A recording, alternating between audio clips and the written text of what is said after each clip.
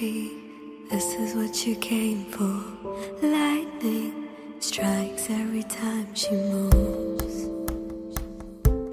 Hello and welcome back, everyone. Today's look is inspired by the stunning Anastasia Beverly Hills Modern Renaissance Palette. This look is simple, easy, and requires only 3 shadows. Similar shadows can be found in drugstore brands as well, so you don't need to have this palette to create this look. However, if you are in the market for a new palette, then this palette is definitely worth investing in. So without further ado, let's jump right into the tutorial. I've already primed my lid with the MAC Paint Pot in Laying Low. Next, I'm taking the Bon Fresco shade from the palette and applying that all over my lid and crease area. Then I'm taking the shade Cypress Umber and packing that all over the mobile lid. This is a rich, deep chocolate shade and it is going to transition seamlessly with the previous shadow. You want to make sure not to take the shadow too high up into the crease or it might start to look like those raccoon eyes, and that's not cute. Next, taking any fluffy, clean blending brush, I'm just using the one that came with the palette.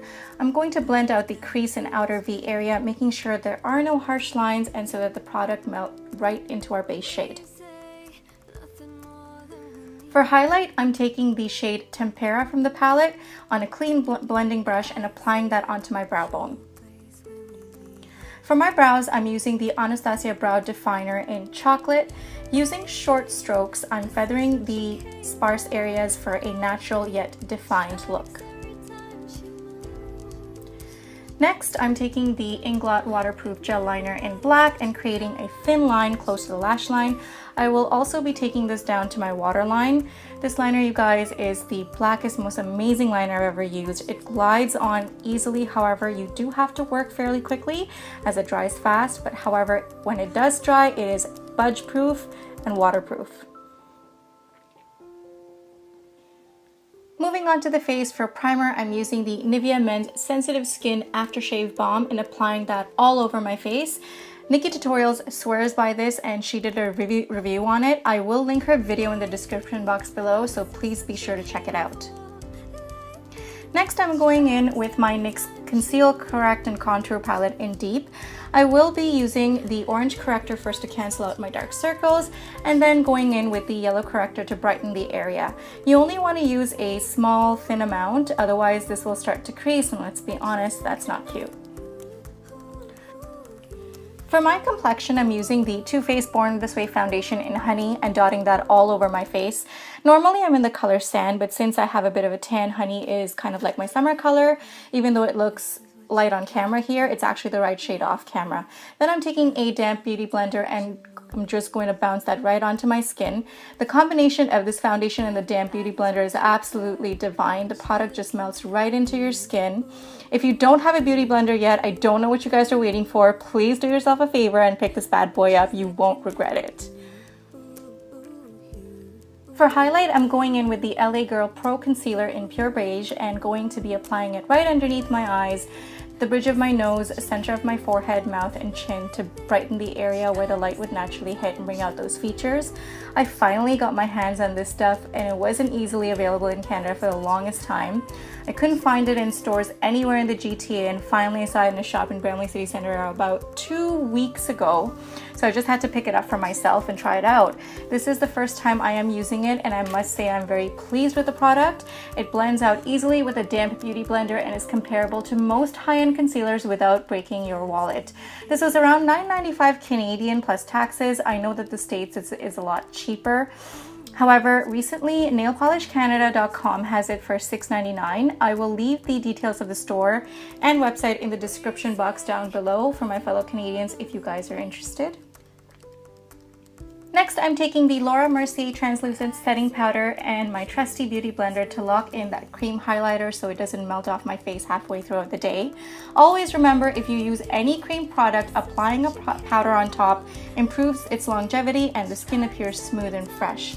If you have oily or combination skin like I do, it's always good to carry blotting papers around so you can wipe away any excess oils without ruining your foundation.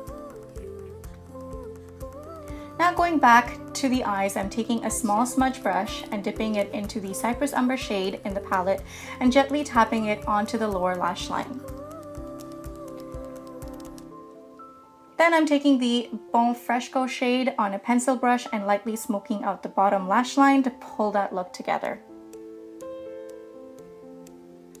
Then I'm using the Cover FX Custom Enhancer Drops in Sunkissed to bronze my skin and give it some life. Everyone's been raving about these custom drops all over social media and YouTube. These drops are so unique. I don't think I've ever used or seen a product like this before. It's like they took various metals and melted it into a tiny cute little bottle with a dropper on it. They come in about 6 shades. 4 of them are highlighter and 2 are bronzers. I will be doing a full review on these, so stay tuned for that. As you can see, the Beauty Blender does an amazing job of blending this product out to nothing. I am being very conservative with this product. You don't need a lot. I'm mostly going for a natural sun-kissed look. However, you can totally build this product up for intensity. Using the Kat Von D Shade Light Contour Palette, I'm loading my e.l.f. brush with the middle bronze shade and going over the areas I contour to deepen it just a little bit for you guys to see it on camera. This step is totally optional. You can totally get away with using the custom drops for a natural bronze glow. However, for the purpose of this tutorial, I'm going to be a little extra and give you the works. I'm also using the same shade and pinching the brush on both sides just to give my nose some definition. Moving right along, I'm using the Becca Pressed Skin Enhancer in Opal and an e.l.f. brush to highlight my cheekbones. I apologize, I don't know the name of this brush. I will link all the brushes and tools down below in the description box, so please do check it out. I'm also taking this onto my temples, down the bridge of my nose, on my cupid's bow, and chin to catch the light. I'm using Peaches Blush from MAC on the same brush and applying this right in between the highlighter and bronzer. This is a beautiful matte shade for the summer and looks great with any makeup look. Next, I'm using Spice Lip Liner from MAC and filling out my entire lip. This is a warm pinky nude tone and looks great in all complexions. You can wear it by itself with a little bit of gloss on top for a natural appearance or pair it with any pink nude lipstick. Another lip liner from MAC that is close to this is Nice and Spicy. It's from their Pro line, so if you have either or, you can use whichever one you have. The lipstick I'm using is called Yush, and again, it's from MAC. I have a ton of MAC lip products. I just seem to love them and their formulation. They have such a wide range of colors. This particular shade is a matte neutral tone, goes well with light to medium complexion, and I'm applying this all over my lips. Then I'm just taking the Spice Lip Liner again to blend out any harsh edges. For mascara, I'm using the Makeup Forever Aqua Smoky Lash in Black to coat my top and bottom lashes. I would usually curl them, however, I'm going to be applying false lashes, so that wasn't necessary. You don't have to apply false lashes for this look. You can just stop right here and call it a day. However, I just love the effect of false lashes and how they just pull that look together.